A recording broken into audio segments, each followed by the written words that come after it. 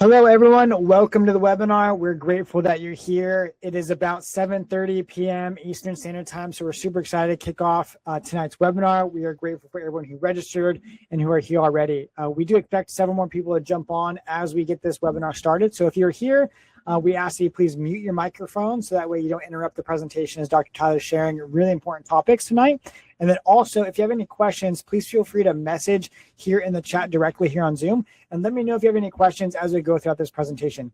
I will do a great job of fielding those questions and then asking them throughout the presentation if it makes sense, but we'll have time at the end to ask questions as well. So please, don't jump in the presentation, ask your questions directly, go ahead and message me and I will field them throughout. And then at the end, we'll take those conversations and answer the majority of them there.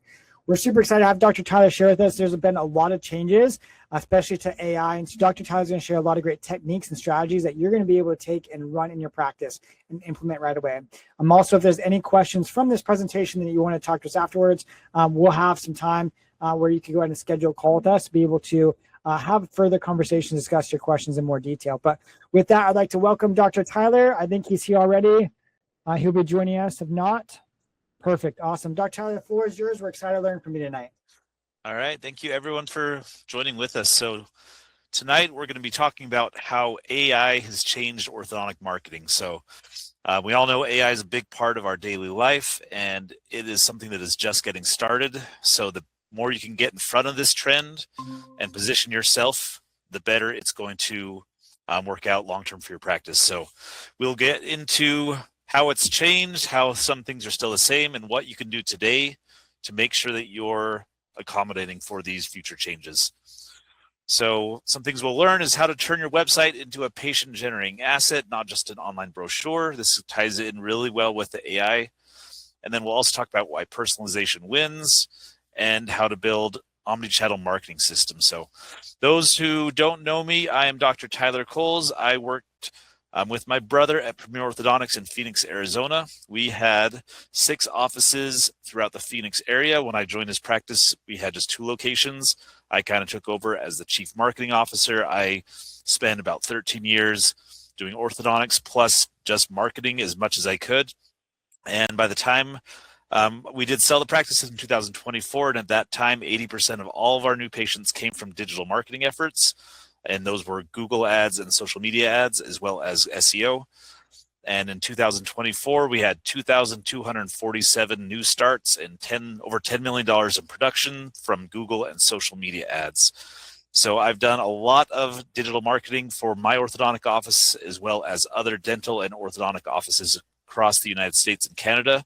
Currently, I'm no longer practicing. I'm a full-time marketer and businessman and entrepreneur. And so I live and breathe marketing all the time. And so I'm marketing for orthodontic practices, dental offices, as well as an e-commerce company that I'm now a part owner of as well. So I'm well ahead of kind of the digital trends and marketing trends. And so I'm going to share with you some things that I've learned, and hopefully you can incorporate them into your practice. All right, so I did a real world example. I pulled up ChatGPT, and I wanted to see how it finds orthodontists. So for those who don't know, a lot of Google search traffic is leaving Google, and people are now searching on ChatGPT. There are other language learning models too. There's Google Gemini, there's Gronk, there's other ones like that. But the large majority of it is on ChatGPT. So if we can optimize for ChatGPT, we're optimizing for all the other ones too. But right now, about 20 to 30% of search traffic that was on Google has now moved to ChatGPT. And this software is getting adoption faster than Google ever did.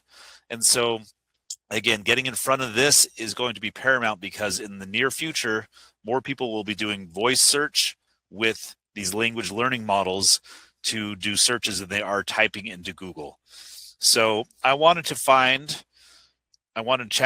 to recommend some orthodontists in Portland, Maine. And again, I have no connection to Portland, Maine. I just chose a random state and the biggest city in that state. So I chose Portland, Maine, and it gave me these 3 options. So again, it went and found Southern Maine Orthodontics and then these other ones as well, and gave me some additional ones. And then I asked ChatGPT, how it chose those ones. Well, actually, then I went to Google search to see if Google found the same ones. So I just searched for orthodontist in Portland, Maine, and it found me these three offices: Maine Orthodontics, Southern Maine Orthodontics, and Adult and Pediatric Orthodontics. So again, Southern Maine showed up there, Southern Maine showed up there, and then on the search results, you can see we got these three as well, and Southern Maine showed up there. So I saw Southern Maine in the buy box, in the map pack, Southern Maine in this one as well. And then I also saw it in ChatGPT. So I was like, okay, Southern Maine's doing something right. So I said, let's look in to see what's happening here. I pulled up their website and it was not impressive. I was like, okay, we got some generic video playing in the background on the header. We got kind of this logo over top of someone's face. We don't have a buy button. We don't have a headline. You know, I was like, this is not a super impressive website. So I was asking ChatGPT, why did you pick Southern Maine Orthodontics? Why did Google pick Southern Maine Orthodontics? What is it about Southern Maine Orthodontics that is making you want to pick them?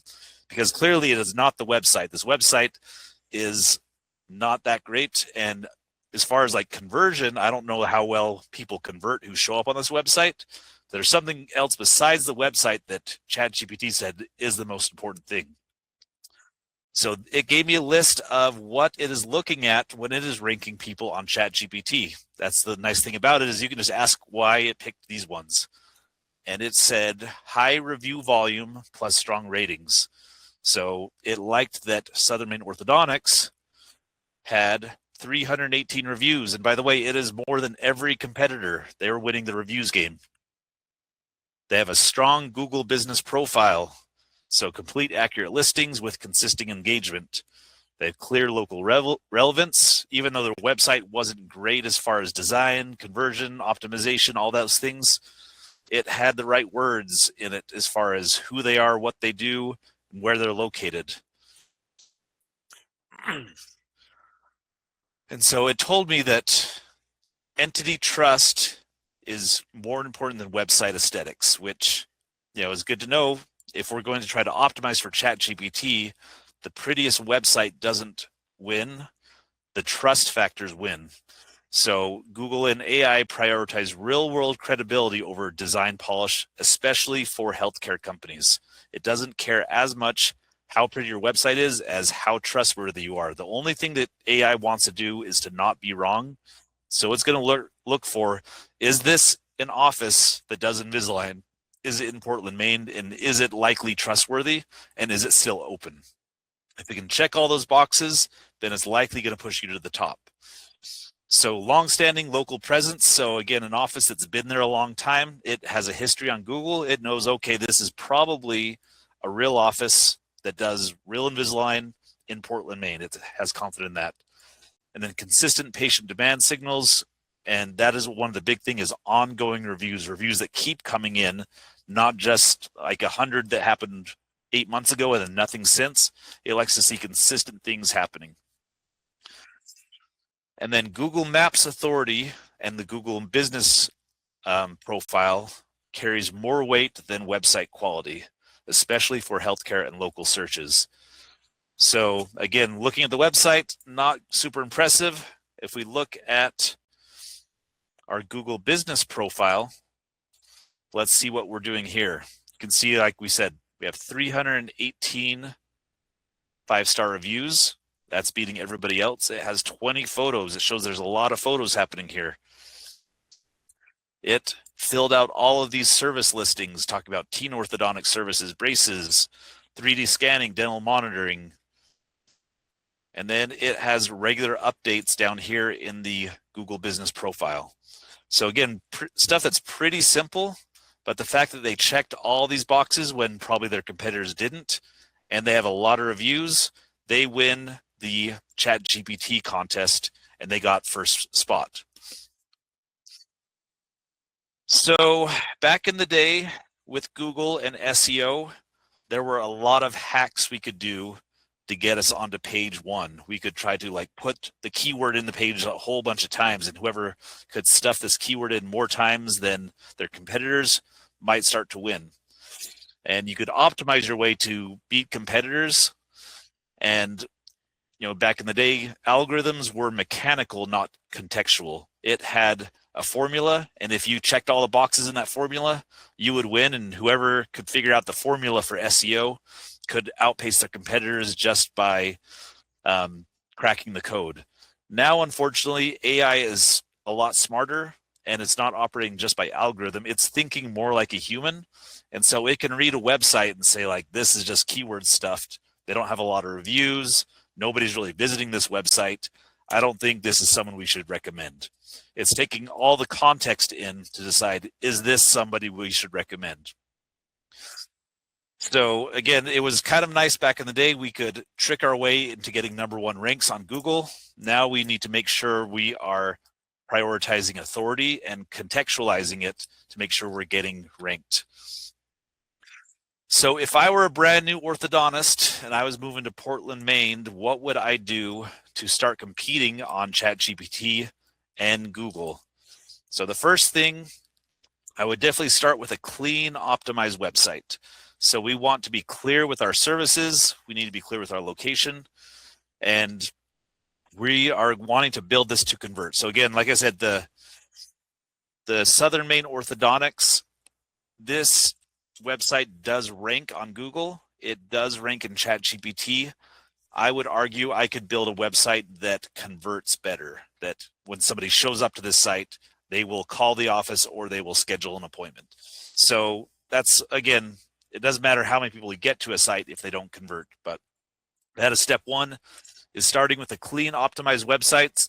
Make sure, again, we have our address, our phone number, our location, the surrounding areas, the services we provide like braces, Invisalign, and make sure that ChatGPT can see all those things easily. Set up your Google business profile correctly from day one. So you have to have accurate categories, service hours, business information. One thing that a lot of people get wrong, which is something that's pretty easy to do, is make sure your name, address, and phone number is consistent everywhere. So we need that consistent on things like our Google profile. It needs to match our website. It needs to match Yelp. Anywhere that is listed, like the AAO directory, the Invisalign directory, all these directories, we would need to make sure that we have consistent naming, address, and phone number across the board. Because again, ChatGPT is scanning all these things to say, like, which office should I recommend? Which one's the most trustworthy? And if we have those consistent, it's going to say, okay, this office is likely still open. It's likely has the correct phone number. It has the correct website. We're going to go ahead and recommend that. Yep. And before you go on to the next slide, Dr. Ty, I just want to mention here on the call that if you're a new orthodontist or even if you're an established practice, what we could do for you as you're starting this, AI and website and SEO adventure, we could actually do a free website audit for you. We'll take into account of all these factors and look into these things and help guide you along the way. So don't let this be overwhelming. We'll help kind of share where your weak points are, or if you're a brand new office, we'll give you an idea of where to go. So just let you know, if, after this call, if that's interesting to you, we could schedule a time to do a free website audit, free of charge, to go through and walk you through that setup process. Yep. So what we're talking about here is the foundations. So whether you're brand new, whether you've been around for 20 years, if you don't have the foundations correct, it's going to be hard to outrank your competitors that do. And like I said, understanding that setup alone is not enough. We need to start optimizing the other parts of Google, which is the reviews. This is one of the most crucial aspects of ChatGPT search, as well as other language learning models, is reviews. And it's not just who has the most, it's who's getting them consistently. Again, it wants to know, are we recommending an office that's open, that's active, that's doing all the right things? Google wants to know these same things. And so that is one of the biggest factor is, are there reviews coming in consistently?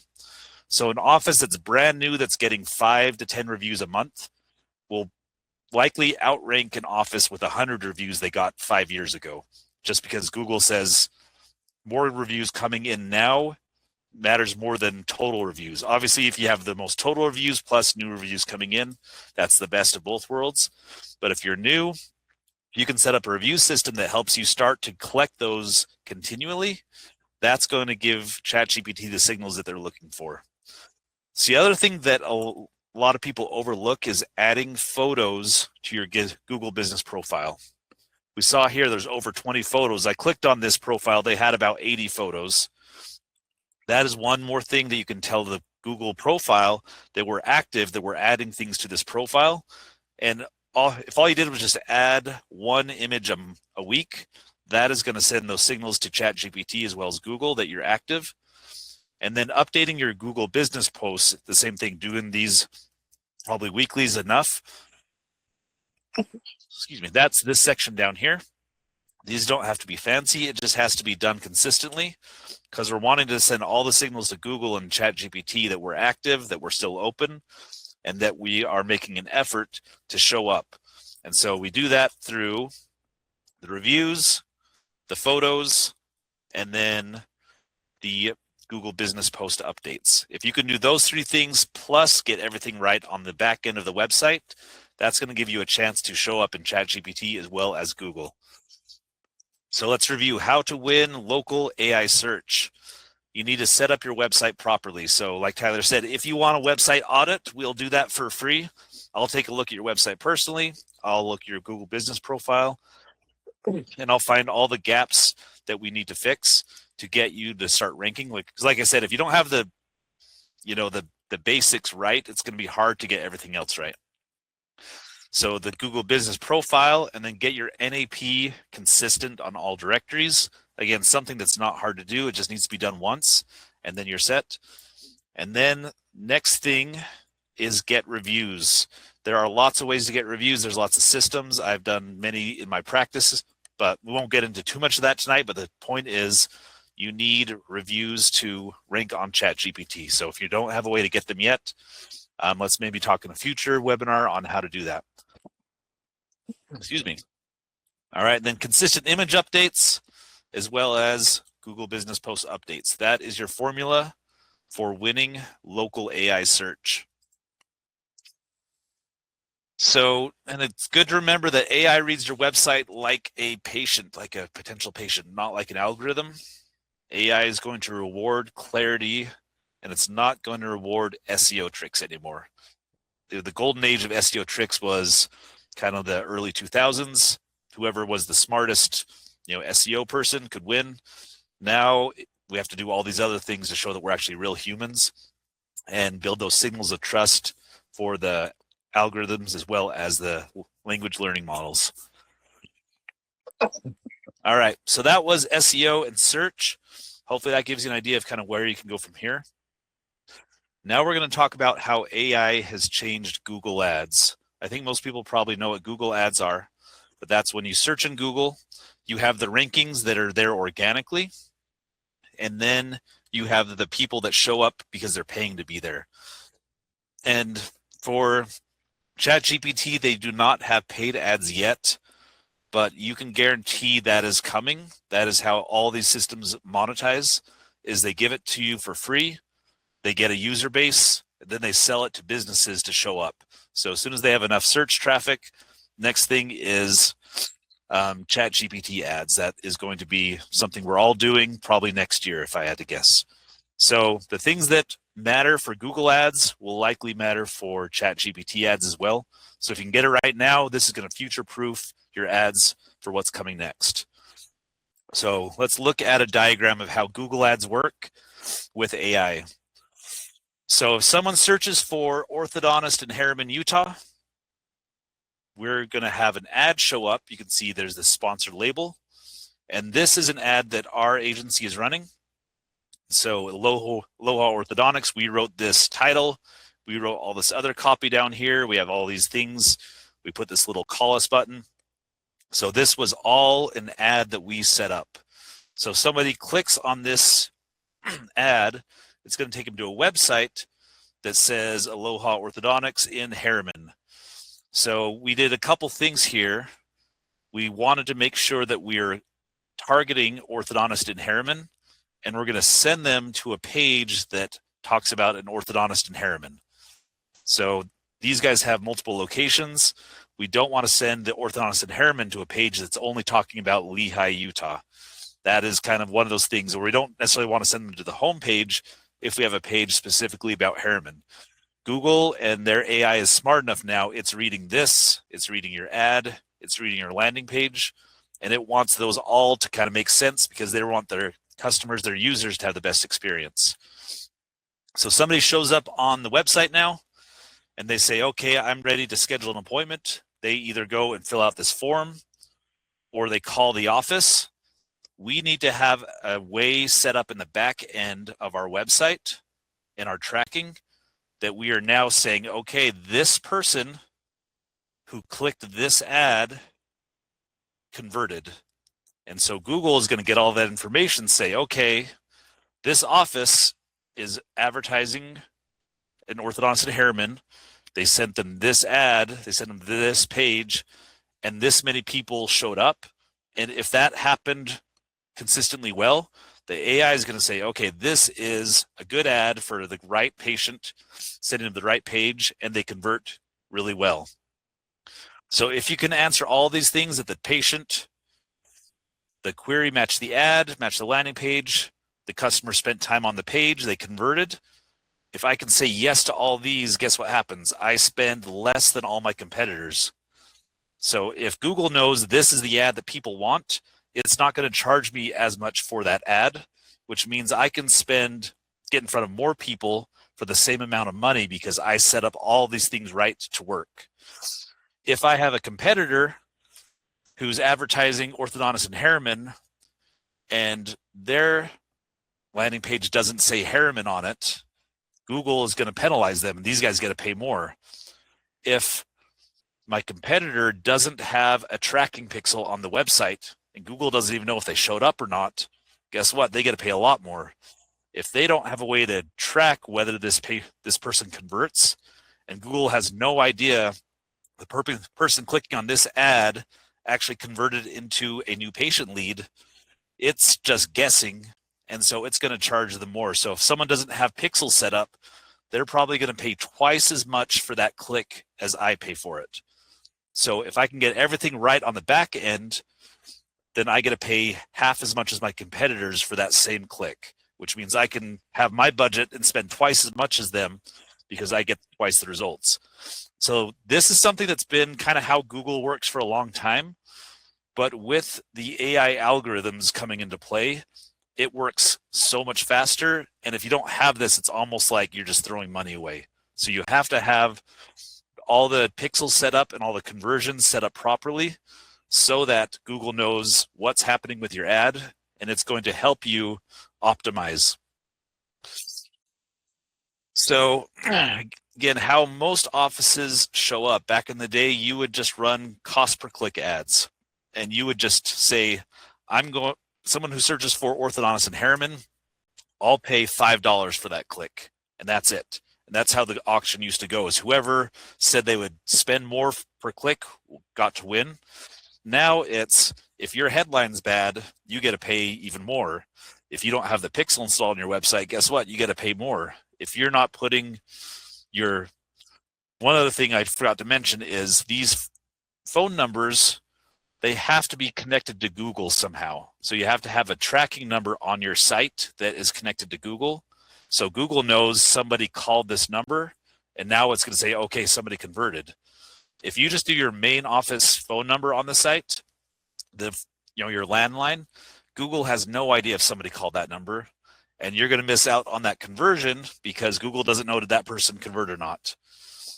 If you send someone to an online scheduler that a lot of the practice management softwares currently have, it takes them off your website and takes them to the website for the online scheduler.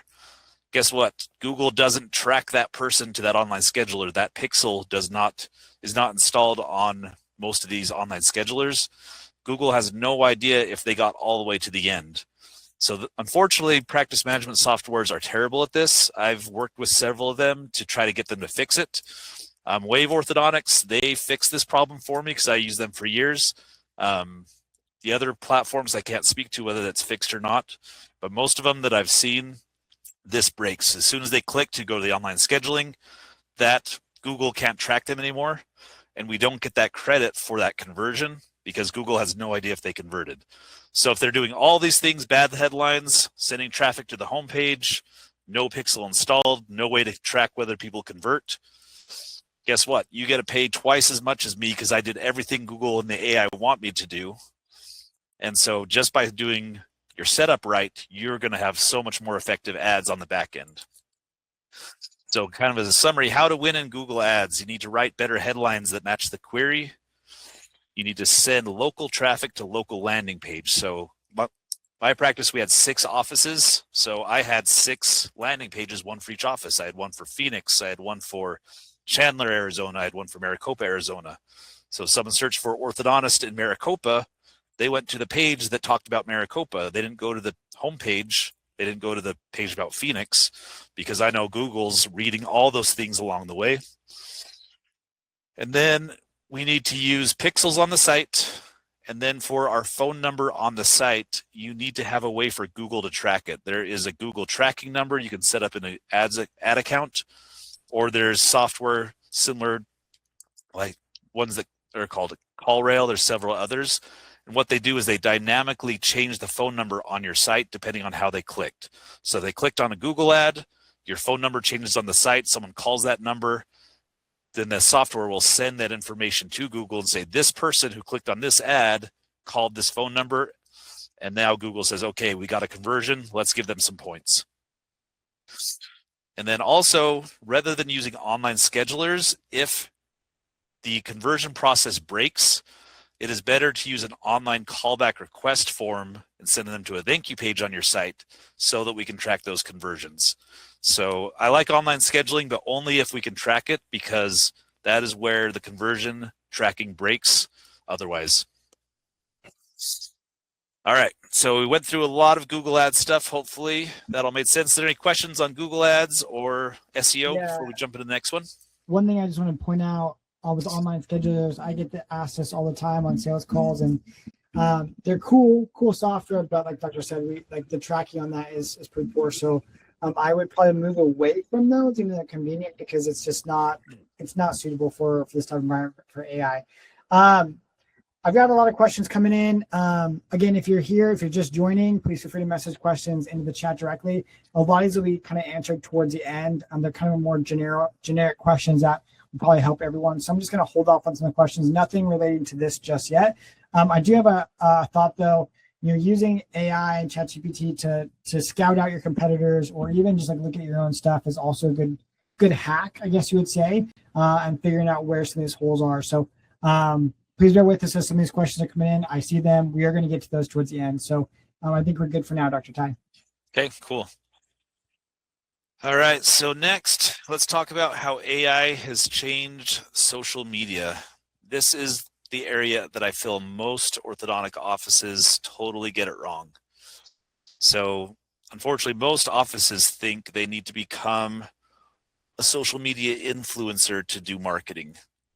And again, remember, in the eyes of these social media platforms, Facebook has about 3 billion users. Is there a chance that out of those 3 billion, there's some people that are more entertaining than you in your office? So unfortunately, most of us are not content creators. We're not professional entertainers. We're not comedians. If you are, and you're the unicorn amongst the orthodontists, awesome. But I'd say 99% of orthodontists, we're not going to create content on social media that gets widely viewed or shared because we're really entertaining. It's just, unfortunately, more and more people are getting into this space. There's so much competition. A lot of people, this is their full-time job, is to create really entertaining social media content, and we're just not going to compete with them. There are a handful of orthodontists who have done it, and they would probably be social media influencers no matter what profession they were in. So again, I was not a social media guy even when it was like less competitive, and I definitely wouldn't do it now. So organic social media is harder than ever. And the AI within Facebook, within Instagram, within TikTok is rewarding people that stay on the platform and just keep scrolling and watching videos. They are not going to prioritize random posts from your office showing Sally got her braces off today. Again, those are fine for social proof, which we'll talk about later, but for actually getting new patients to show up, you might as well not even do those if you think that's going to move the needle. So growing organically on social media as a local business is an uphill battle, especially when we're competing with creators, entertainment, and national brands. Remember, like, we're competing with Mr. Beast and these huge content creators for the attention of your local audience. You know, the chances of us capturing that local audience in a meaningful way through organic content is really, really low. There are some people who can do it. I was not one of them. So what I did was paid ads. Paid distribution, in my opinion, is no longer optional. If you want to be on social media as a healthcare provider, as an orthodontist, you better figure out how to do paid ads, because the chance of you getting in front of anybody organically is almost 0%. And ads are how we show up on social media now. We get a pay to play, and if we don't want to pay, then nobody's probably going to see any of our stuff. And paid ads can accomplish in days what it's probably going to take years to accomplish on social media.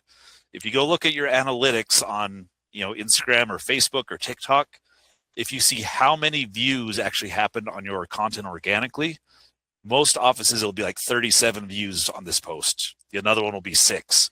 And guess what? Those 6 people were probably you, your wife, and your assistants. So there's nobody really that are potential patients seeing these posts, unfortunately. But I can do a paid ad, put a couple bucks behind an ad, and I can get the views that you would get organically. I can get that in probably a couple days, the views that you would get in a year. So if we're wanting to show up in front of people, we need to figure out how to do paid ads, because that is how the algorithms are working. So Facebook, TikTok, Instagram, YouTube, they want to make money, and keeping people on the platform makes them money, and then advertisers make them money. That is the 2 ways that they can do it. So unless you are, a crazy good content creator, I would say let's figure out how to get really good at paid ads. So with our paid ads, there are some considerations still. One is we need to get authentic content, and this is going to beat templates, it's going to beat stock videos, it's going to beat AI content. All those things, as these algorithms get better and better, the AI gets smarter and smarter, it's going to know if you just went and grabbed a stock image and pasted it as an ad. Because guess what? These AIs have already read the internet, and it knows, like, they've seen this stock image 8,000 times on other orthodontic websites. It's going to know, like, this is just an image, and it's not going to give you priority. Plus, it's not going to stop someone from scrolling right past your ad. So real photos, real videos will always outperform stock imagery and overproduced ads, as well as AI produced ads. Those, it's tempting just to use some AI image generators. So far, these are not really working for our ads that we've seen, as well as AI video. Unfortunately, people can still tell the difference, and the algorithms can still tell the difference, and they're rewarding people who make it authentic. So back in the day with Facebook, we used to get really specific and fancy with our targeting. We would say, like, I want to show this to moms with kids between the ages of 7 and 17. And if they have interest in Whole Foods and soccer, let's show them this ad. And then whoever was like the best at hacking the Facebook algorithm would win. Now, Facebook basically just wants us to show up and put a bunch of ads on there, a lot of images, a lot of video, and let their algorithm figure out who this image is for in which audience. And that's kind of how we have to do it. So we have to have a lot of videos, we have to have a lot of images, and we have to make sure that they're authentic, and then let the algorithm kind of figure out the magic behind that. And that's how most of the targeting works now on Facebook, as well as Instagram and TikTok. So volume, the number of ads, as well as variety, matter more than perfection. You don't have to have really high produced ads. You don't need really fancy photos. In fact, most of the time, images that you just snap with your smartphone, videos that you take with your smartphone, are going to outperform highly produced, professional looking ones, because those look like stock images. And everybody knows, like, if a stock image shows up on your Facebook feed, most people are just going to scroll past it because they don't want to see an ad. They want to see posts. They want to see ads that look like organic content, but we're paying to show them to people instead. All right. Dr. Pat, I could share one thing too. When you're posting these real organic photos to your page that you're taking, many of you on this call are not copywriters. Copywriting skills probably isn't your strongest skill. And so what I would, when you post those photos, ask AI to make it scroll stopping. I always use that word in our work as well. Scroll stopping, make it sound exciting. That way it enhances your copywriting skills to make it stand out and pop, whether it be using emojis. I would also ask ChatGPT or other AI softwares to use emojis in your copywriting skills, because that's what's going to get people to stop alongside of your organic photos. So the copywriting skills matter just as much as the photos do too. So just want to add that in there. Yep. So with our content that we're capturing as an office, I always like to think of it as we're capturing images and videos for ads, and then we'll also use them for organic social media. So by all means, we can still put them on our page and our profiles, because what this will do is when somebody sees an ad, a lot of times they'll go check out your profile, and having content there and seeing images and before and afters and testimonials and videos of the office and doing funny trends or whatever, that is all great. That is great social proof. Someone looks and sees, okay, I see the personality of the office. They will go check you out. They'll research. But that content probably is never going to be seen unless you have an ad first. And the ad is what's going to get their interest to go check you out. So the content itself doesn't win the day. It just helps to confirm what the ad is telling them, that there's an office that does braces that's near them, that has a nice doctor, has a funny staff, and then they'll go check you out and confirm whether that's all true on your Facebook profile, on your TikTok profile, and then oftentimes on your website as well. And all this content that we're capturing, we want to use that on the Google profile as well as on our websites. That is, again, the content creation for me is ads, Google profile, website, and then we'll also use it on organic social media as well. Most offices, unfortunately, kind of get this reverse where they're doing content for organic social media that doesn't always translate into those other platforms. So that's something to kind of keep in mind when you're, doing your content. All right, so I do have one question here. Dr. James O'Connor is asking, how do you take images or photos for the practice? Do you use a smartphone or do you use a DSLR? Yeah, smartphone works great. So 99% of orthodontists will probably use smartphones, and it's going to work out perfectly. I know some offices will have like an in-house videographer or photographer if they're really fancy, and they'll have a fancy camera. So you can do that. You don't need to. I would say for 90+% of orthodontists, a staff member who likes to take photos and videos and has a smartphone in their back pocket is going to be enough of a social media team, and that's all you really need. So you don't have to get too fancy with it. Just having someone in the office whose job is you capture photos and images, and as long as they are doing that, you're going to have probably plenty of content for your ads as well as your other platforms. Gotcha. This is actually, you're reading the mind of one of the doctors who just posted a question, actually. Dr. Emily Gwynn, she said, do you recommend the doctor take the photos of staff members, and how would you get the staff members to be motivated? Yep. So I would, again, there's a couple ways to do this. One is find the staff member that loves to do this stuff anyway. That's kind of like an influence on the side at home. You probably already have one, and just say, your job, in addition to, doing sterile or assisting or front desk, is to make sure we capture X number of photos or videos per day. So if they're an assistant, then you might say, okay, I know we're going to get busy. So during these times of the day when we're less busy, I need you to just capture 2 photos and 1 video a day. Or, during lunchtime, they know once per week they need to get something with the staff. So try to come up with some kind of cadence where, these are your designated times. This is part of your job. And these are your things we're going to track. Did you get X number of photos per week, X number of videos? And they just know that that's part of their job description. So again, get somebody who likes to do this, that's natural. If it's somebody that this is just like a distraction from their job, they're probably going to find a reason not to do it. So try to get someone who likes to do this.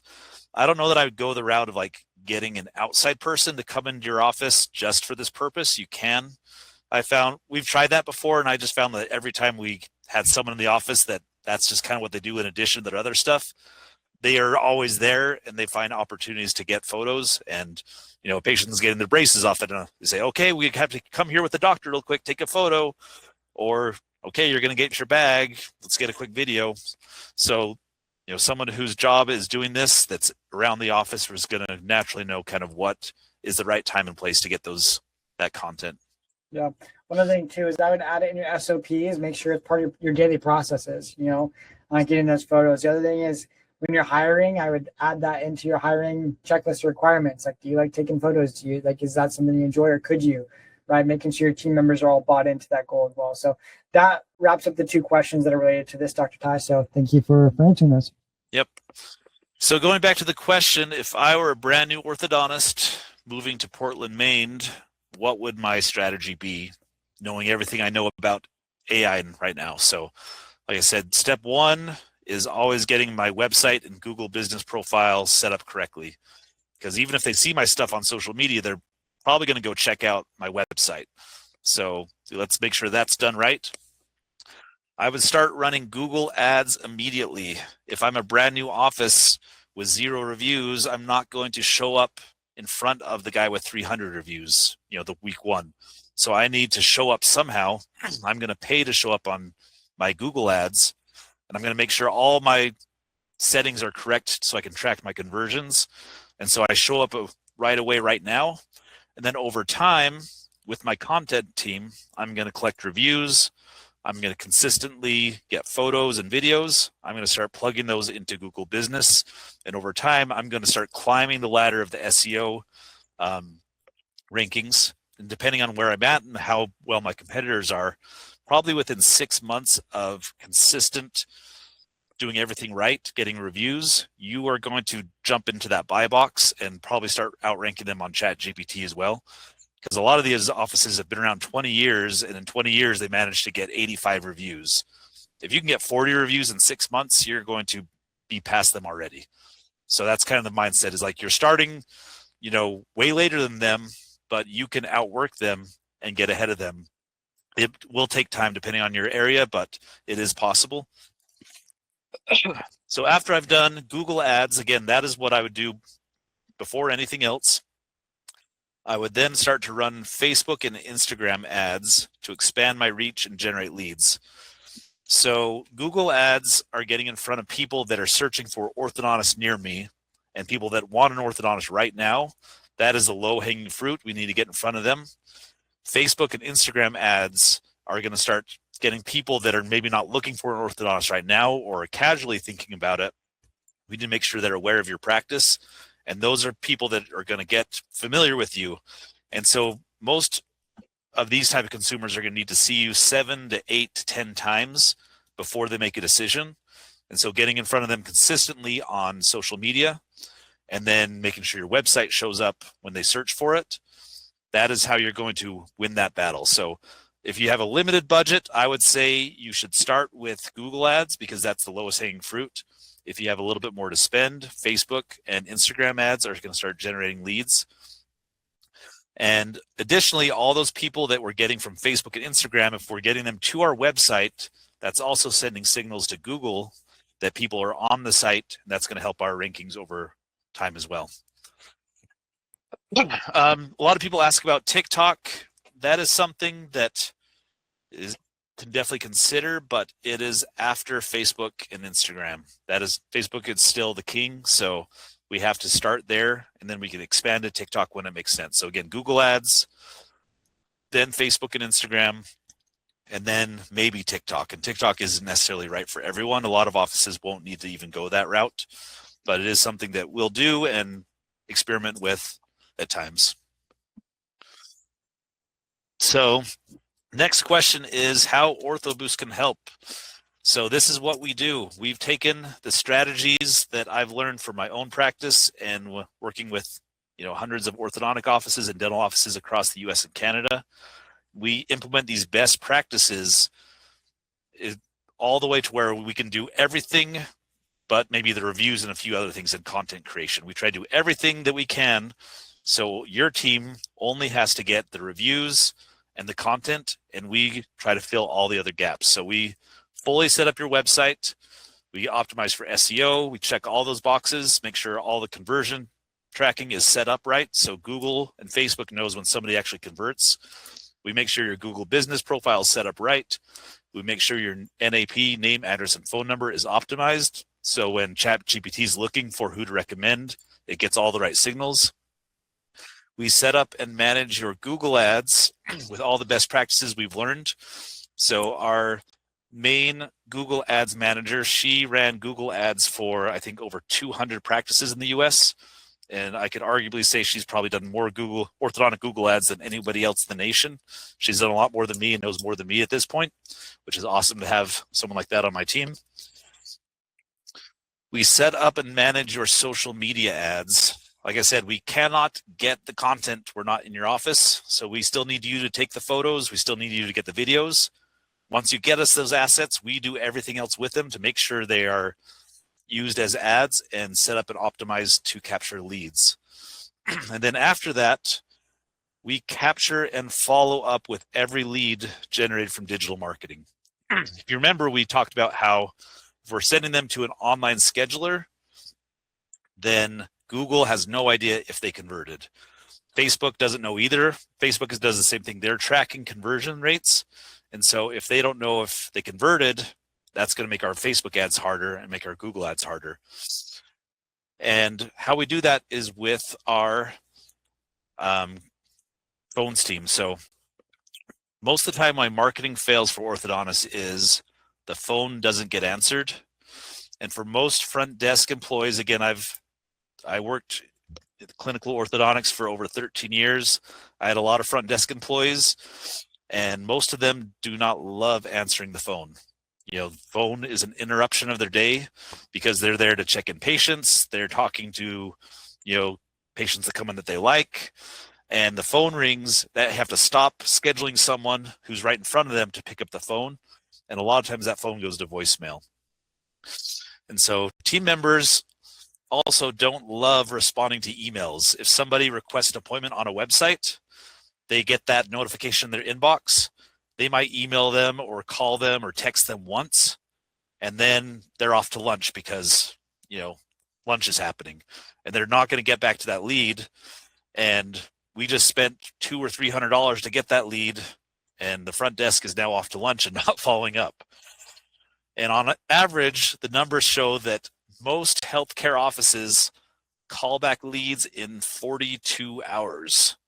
So almost 2 days after someone fills out a form on a website, they might get a call back. Guess what? That person probably forgot they filled out that form. They got other stuff happening.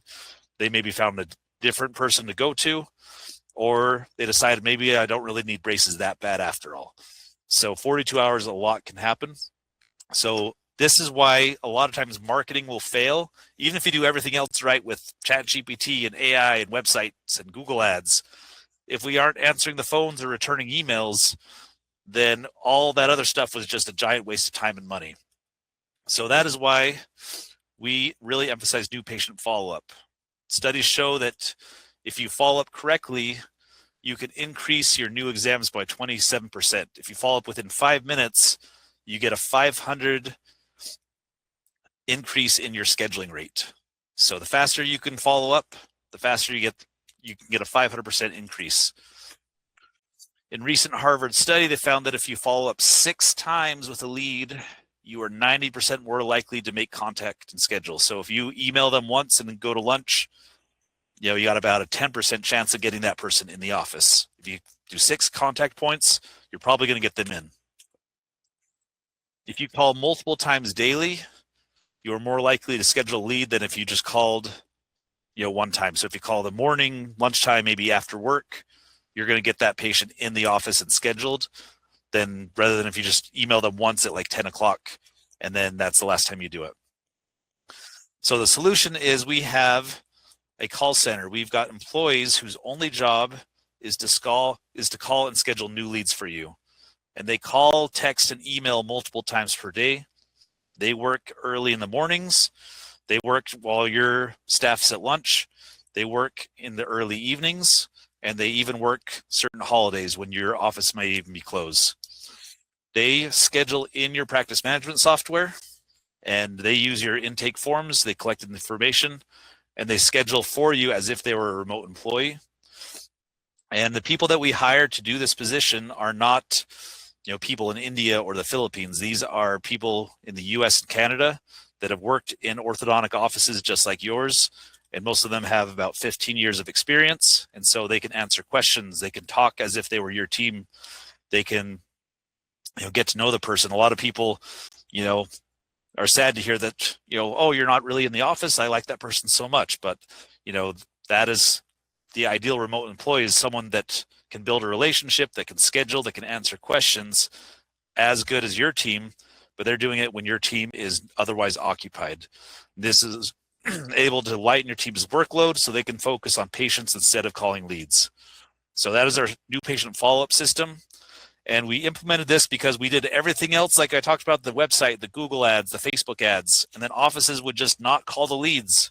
They'd be like, where's my new patients? I said, well, we sent you 46 new leads last month. How many did you call? They maybe called them once. So we decided we're going to go ahead and close this loop. And all these leads we're getting from the website, from Google, Facebook, and Instagram, our employees, our call center, our team is going to call them multiple times until we get them scheduled, and then we're going to schedule them right into your practice management software. And so, again, this matters because we're actually getting them into your software, but also we are not relying on online scheduling that, like I said, Google and AI lose track of those. So we are using online forms. They go to a thank you page. Google counts that as a conversion. And then hopefully within minutes, our team is going to call and get them scheduled. And that is the most optimal system to really kind of close this loop. Yeah, a couple of things to touch on here. These, our team is built upon office managers and treatment coordinators. We actually recruited some of the highest performing office managers and treatment coordinators in the nation to come work for us. And so these aren't just anyone in the world. These people are here in the States. They speak English. And they know what they're talking about. They know how to walk the walk and talk the talk. Dr. Tai, you mentioned they work smaller holidays as well. Over Veterans Day this last year, one office had 17 booked appointments, and that office was closed that day. So the power behind what we do is we work the smaller holidays even into the early evening hours because we know there's a higher rate of scheduling. And so when the office was closed and the doctor is out and the team members are enjoying their holiday, we rotate our staff members to be able to have the ability to follow up on the smaller holidays. So they came in that Tuesday morning or whenever that holiday was observed, they came in the next day and they saw 17 booked appointments on their calendar. So it's a really cool thing of how we operate, working when your team is not. It gives you the ability to be successful even when your doors are shut and your lights are off. Yep. We looked at the numbers. We did a lot of offices that did not use our follow-up service versus those who did. We found that those who did had 38% more exams scheduled than those who didn't.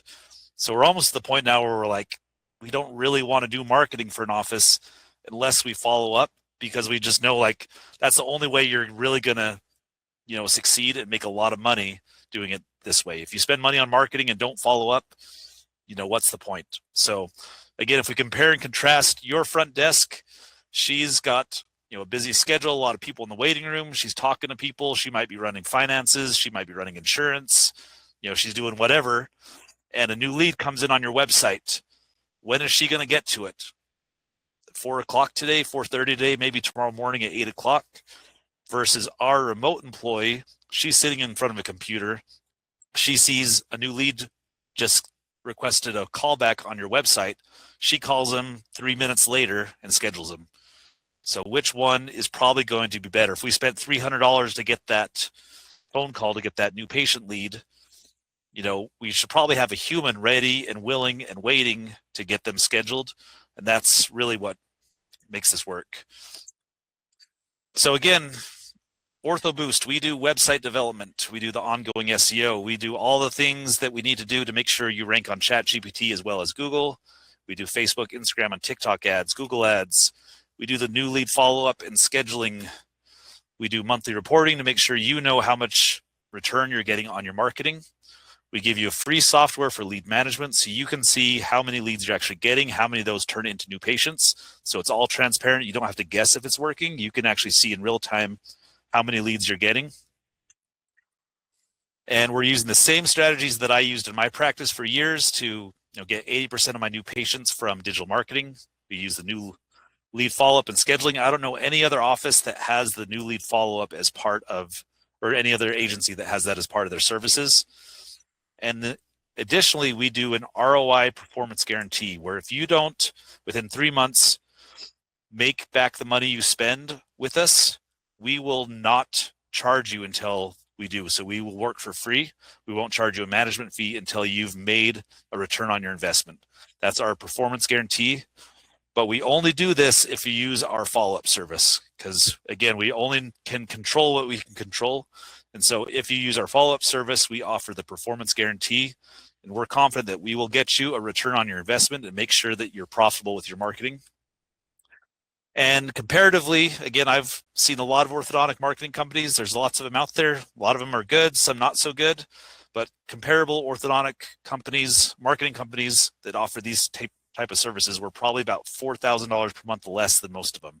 We figured out a way to be super efficient with our systems, and we can offer this at a much better rate than most of our competitors. So if this is something that sounds interesting that you'd like help with, you can head over to our website. It's startorthoboost.com. And you'll see on the website, there's a big red button called Schedule a Strategy Call. That's going to get you connected with Tyler. He's going to have a free call with you. If you'd like a free website audit, we can set that up as well. And he will look at whether this system, this program is right for you. He'll get into the specifics as far as costs, setup times, all that, and see if this is something that works for you in your practice. And as far as timing goes, just with full transparency, we have quite a few offices coming on board right now. So I think we've got 2 spots open for January. So again, if you are wanting to get started with this and you want to get started, within the month, I would definitely recommend go ahead and getting that scheduled and getting on Tyler's calendar. Awesome. So yeah, go ahead. Any questions? And Tyler, you can kind of jump in here. Yeah, thank you, Dr. Ty. So I've been fielding a ton of questions throughout this this webinar. So Sarah Williams first said, thank you for the webinar. So she said, thank you. This is really insightful. She also added, you mentioned using AI to be able to help write the captions on the post. Can it also help with responding to comments, DMs without risking HIPAA issues? It's kind of a deeper question. I don't know if, can AI help with commenting, Dr. Ty? Yeah, so anything that's on social media is public facing. So we're not, HIPAA doesn't really come into play. They're not patients of record. And obviously you can, if they're saying that I've got my kid who's got a crossbite and this thing and that thing, you can just say like, we're not able to diagnose over social media, give us a call. So there's not really a concern there with HIPAA. HIPAA is more about your existing patients. If they're asking them about their specific tooth conditions, then obviously that's where HIPAA comes into play. Can AI help with responding to comments and DMs? Yeah, so as far as, you could have somebody who takes those messages and responds. There are some systems like ManyChat that kind of respond. There's not really a way to do it fully automated that I found. So in my businesses, we actually have freelancers. Again, this is for my e-commerce business, so we're getting thousands of comments a day. So I've got someone in the Philippines, and we have a custom GPT, a chat GPT that has all of our knowledge base inside of it. And she puts the questions in there and it spits out the answer and she responds. So unfortunately, there's not really a good way to get comments from Facebook into this custom GPT back to Facebook yet. We still need a human in between there. Gotcha. But, yeah, no, that was an excellent question. Yeah, it doesn't sound quite yet. Okay, so Dr. Anna Rodriguez says, how do we use AI for social media without it feeling generic or robotic? So again, would you use AI for social media? Your images and videos, I would not make them AI generated. And if you're using them just for the captions, like some ways you could do it is if you have past posts that you actually wrote, you could put those into Chat GPT or your favorite AI and say, here's our brand voice, write a caption in our brand voice. Or you could say, write this in the style of, and enter your favorite creator.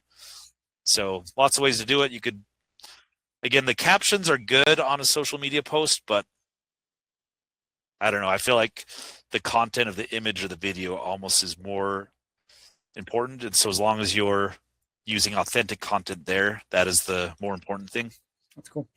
One of the last final questions here, Dr. Michael Chen, he said, this all sounds powerful, but for a smaller practice without a full-time marketing person, what's the one AI tool or system you'd recommend for starting?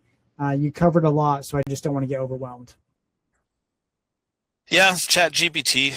I mean, it costs $20 a month or so for like a professional account, or you can get a free account.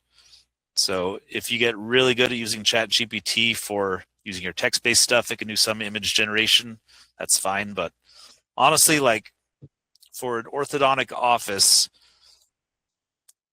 I think taking just regular photos with a phone and regular videos with a phone, posting those and using AI to write your captions, Chat GPT, that's probably all you need. I don't think you need like fancy image generating softwares or video generating softwares, unless that's something that just like really excites you and you want to play with it. I think authentic photos with captions that are written by your favorite language learning model is probably sufficient. I don't think you need a lot of tools. Dr. Mendoza, how much of this can be handled by a front desk or another team member versus needing an outside marketing agency? So your website, your SEO, your Google ads, your Facebook ads, unless you're like me and want to learn how to do all this stuff and you like marketing more than braces, you should probably hire someone who lives and breathes this stuff. Unfortunately, like marketing and AI and all these algorithms change, it feels like weekly, and we have to shift our strategies weekly. So that is the part that I think, unless you're a super marketing nerd like me, you probably should get somebody who lives and breathes this stuff and is keeping up with it. The part that your office must do that an agency can't replace is you need to get reviews. So again, find a system that works for you in your practice to get consistent reviews, and you need to create content. You need, probably an assistant, a front desk, somebody that likes to take photos and videos and knows kind of what photos and videos to take, and that's part of their job description. And they're held accountable to take photos and videos, and that's really what your marketing team needs to be. So again, organic social media is fun and cool, but it is not nearly as important as getting all those other stuff right that we talked about, getting your website right, getting your paid ads right.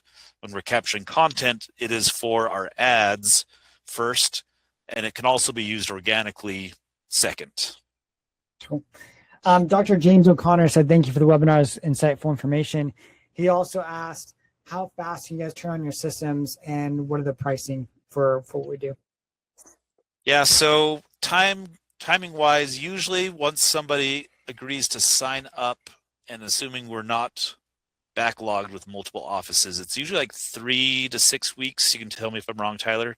Yeah, right now we're aiming for about 3 weeks. So Okay. If doctors get us access to social media, the website, we could be turned on in as short as 2 weeks, but 3 weeks gives us a really good runway. Yep. And as far as pricing goes, it's a little dependent on if you've got multi-locations, and we're going to need to build out lots of pages for all those locations. That might cost a little bit more. If you're a smaller, newer office, we don't need to work as hard. If you've got a website that's already good and we just need to like fine tune it, that might be a little different. So pricing wise, it will be a little variable, but like I said, I know enough marketing companies to know that comparably our pricing is probably $4,000 less per month than a lot of the other ones that you'll find. So I think you'll be pleasantly surprised with the price of our services. Any insights on that, Tyler? Yeah, realistic. We just need to hop on a call to go through your individual needs as a practice, and see what all you need, and then we can discuss pricing from there on an individual basis. But there's several other questions. I've responded personally to a lot of y'all. A lot of these might have to have further conversations, a little bit deeper conversations, and also more personal about their own practice. So I'll go and answer those individually. But I really appreciate everyone jumping on this evening. I appreciate Dr. Tyler's time teaching us and sharing us the latest and greatest ideas and strategies when it comes to AI, as well as different strategies for social media and Google Ads as well. So thank you, Dr. Ty. Again, thank you for everyone who joined us tonight. This will be broadcast and sent out as a recorded webinar. So you will be getting an email with this to recap with your team. And then hopefully you guys could take some of this information, implement it in your own office. Or if you have any other questions, you guys can obviously feel free to reach out to us. But I really appreciate you all being here. Yep. Thank you guys for joining us. And remember, just head over to startorthoboost.com if you want to have a conversation, if you want a website audit or need any other help. We're happy to help, and we're here to see what we can do for you. Cool. And I just dropped that link in the chat as well. You all have a great evening, and we'll talk to you later. Thank you. All right. Thanks. Bye-bye.